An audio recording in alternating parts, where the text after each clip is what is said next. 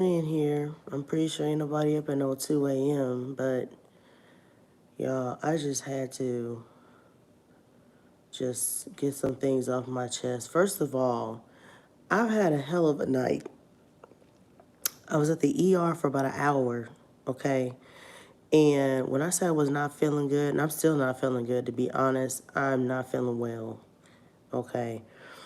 I had fever, I had chills, I had body aches going up and down my spine. Like, I didn't feel bad till like late in the evening when I was laying on my couch. I was just like, why I feel so bad. I kept coughing and breathing like real hard and shortness of breath. I said, look, I gotta get up from here. I need to go to the ER.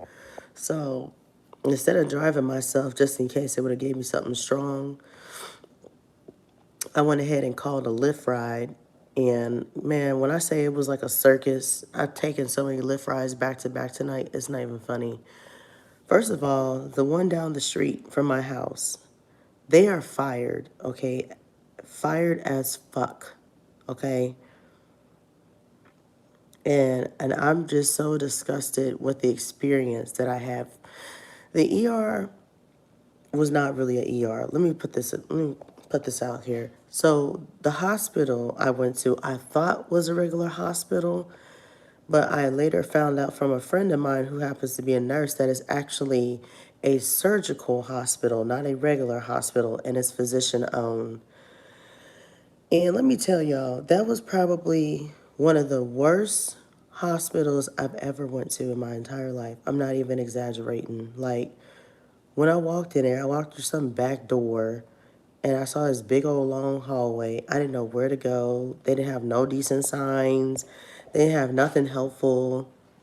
The place was practically empty. It looked like a ghost town. I just saw this huge living room layout, looked like an apartment inside of this building, just like a regular doctor's office. It was so weird. I was like, where's the ER entrance? So I go inside this random other back door where these little doctor offices are by the beds. And I asked the nurse, I said, excuse me, but where is the ER side? Oh, it's right here. Oh, okay.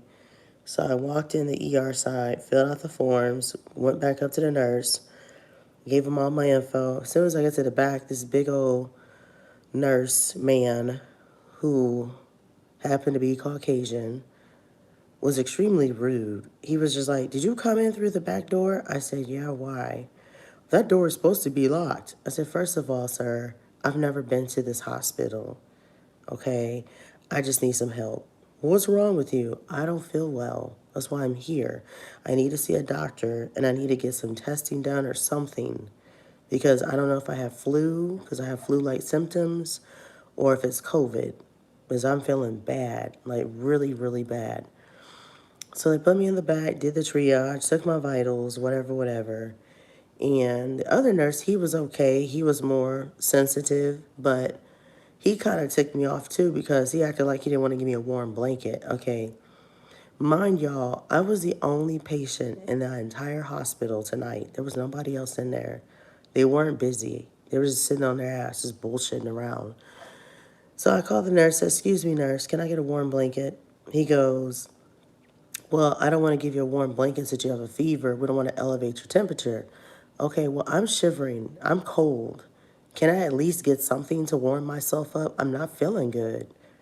Like, they acted like I was just making this up. Like, I'm just making up the fact that I'm in pain. He asked me what my pain level was. I told him it's a 10 out of 10. Like, I was legit in pain to the point where I was in tears. Okay? And this Asian woman doctor comes in there, introduces herself. She seemed a little bit more nicer, but not really. Bedside manners was complete trash. I'll be honest, it was not good. And I just broke down and cried because I've never been treated so horribly in my life until I went inside this hospital tonight. I was pissed off. So anyway, she explained it was a surgical hospital, but they'll do the best that they could. She didn't run no tests, y'all. She didn't run no tests for COVID, no tests for flu, no tests for strep, nothing. Absolutely no tests. And I was just looking at her like, y'all not gonna run no tests? Y'all just gonna go based off of my symptoms or what I tell you and just assume I have COVID or assume I have flu? And when I say I was dripping sweat, I was dripping out in sweat. Like my whole body was hot and cold, up and down, just sharp shooting pain.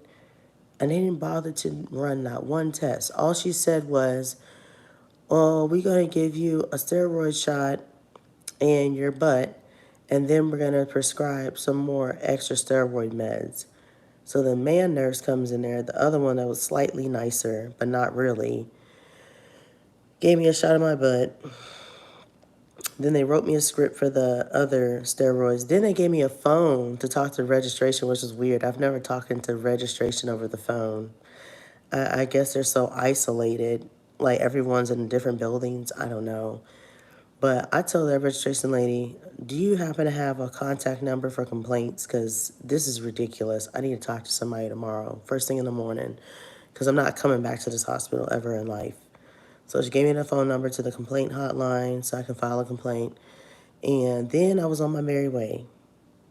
Within an hour, I was released. I was thankful, they got me in a decent hour, but I was just upset at the fact that they didn't even bother to attend to my needs with any type of testing. They just felt so unbothered to do any type of testing.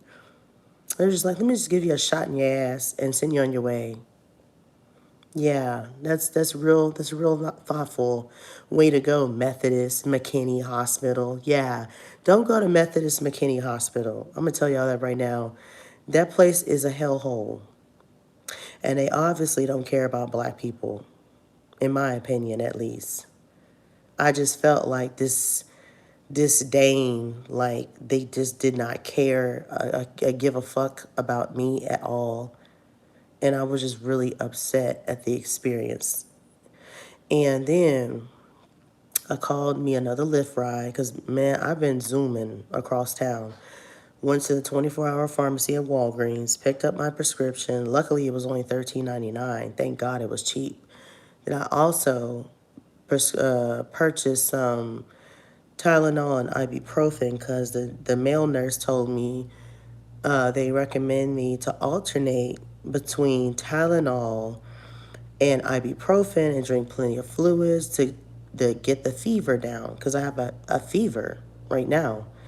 And he also suggested to take Dayquil. Now, the only thing I didn't buy was Dayquil because Dayquil's high. But I have hot tea here. I got plenty of meds for days in this household. And I just wanted to go home. I was already floored. I was done. And then I took one more Lyft ride and went home. Can you wave, please? What do you mean wave? You mean wave as in like hi? Is that what you want me to do? I don't know what you mean, but okay, whatever. Yeah, I was floored. I was really disgusted with this ER experience I had tonight. I just was shocked how people treat people.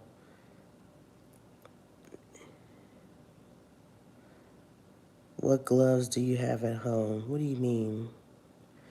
Okay, you're being weird, dude. I don't know why you talking about gloves. I'm over here talking about my ER experience, and you're not helping. Like, it's giving weird vibes, homie. It's giving weird vibes. Anyway, my point is, do your research before you hop into an ER. And make sure it's not a surgical hospital like I did tonight, like the dummy I was.